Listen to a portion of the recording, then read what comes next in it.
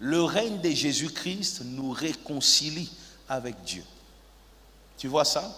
Si tu vois quelqu'un qui dit aimer Dieu, vivre pour Dieu, mais qui n'aime pas les choses de Dieu, c'est un signe que la personne n'est pas dirigée par l'Esprit de Dieu.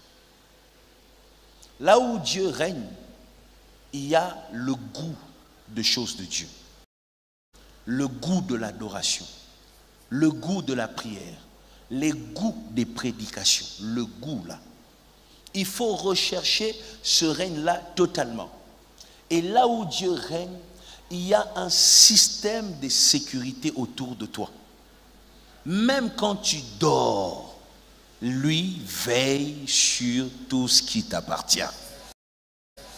Même le jour où tu as oublié, je ne sais pas quoi, mais il veille, un système de sécurité. Ceux qui appartiennent à Dieu, eux et leurs choses sont sécurisés par le royaume des cieux. Il existe des anges qui sécurisent. Quand on dit ça, il y en a qui pensent que ce sont juste des aventures. Non, les anges existent. Et ils veillent sur ceux qui sont en harmonie avec le ciel. Ils veillent. Maintenant, il y a une chose, un détail sur le règne. Écoute-moi. Plusieurs disent, n'apesa vie n'anga pas nzambe, et puis c'est tout. Vous verrez une personne qui dit, bokosi mbangate naza nzambe, et puis demain on l'a mangé. C'est fini, on l'a mangé, nous on va seulement enterrer, c'est tout. Vous voyez ça? Qu'est-ce qui se passe? Donner à Dieu sa vie ne veut pas dire Dieu règne dans ta vie. Je réponds encore. Quand tu dis, ça ne veut pas dire que Dieu règne directement dans ta vie. Le règne est progressif. Le règne évolue. Écoutez-moi. Nous avons un président de la République. Mais est-ce que vous savez qu'il y a des partis en RDC? On a un chef de ANR qui est juste en face de moi. On sait qu'il y a des partis en RDC où il n'y a pas eu vote. En RDC ici. À cause de la guerre.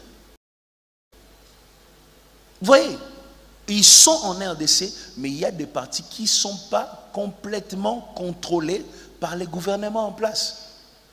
À cause de la guerre. C'est-à-dire, il y a un président de la République, mais il y a des zones encore contrôlées par la rébellion. Vous comprenez ça? La même manière avec Dieu. Tu peux donner ta vie à Dieu, mais dans ton cœur, dans ton âme, il y a encore des poches de rébellion qui font que Dieu n'a pas encore le contrôle total de ta vie. Vous comprenez? C'est ainsi, plusieurs viennent à l'église, mais sa vie peut te surprendre. Les choses qu'il fait peuvent te surprendre. Parce que Dieu n'a pas le contrôle total. Les besoins ou les désirs de Dieu, c'est de prendre totalement le contrôle de ta vie. Et tu dois lui donner totalement le contrôle de ta vie pour vivre ces trois choses. La restitution, être réconcilié avec Dieu et vivre un système de protection céleste.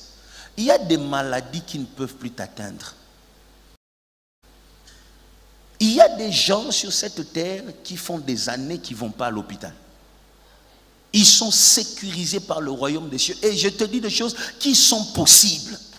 Tu peux vivre comme ça, la maladie n'existe plus dans ton corps. Toi, les médecins, là, tu dépenses plus ton argent pour ça.